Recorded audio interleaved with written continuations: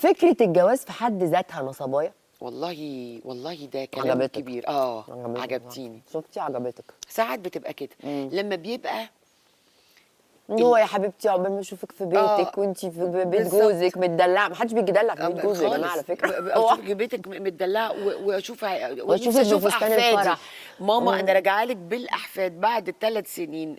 ميمي في ايدي واشرف في الايد الثانيه بشنطه هدوم. وتحسي الخيال بيقف. وهتصرفوا عليا تاني لان الراجل مش عايز يصرف على عيال. فحضرتك الاحفاد هيقعدوا في قرابيزك برضه يعني راجعين باذن الله. والخيال واقف عند فستان الفرح الهاني مون. بالظبط. ما كملناش بقى بعد في حاجه في بعد كده بقيه الحياه. لا وبعد كده وبعدين المشكله ان احنا ساعات احنا كستات دي برضو مصيبه فينا احنا الستات انه في عرفنا في حاجات كتير قوي ان الجواز نهايه حياه.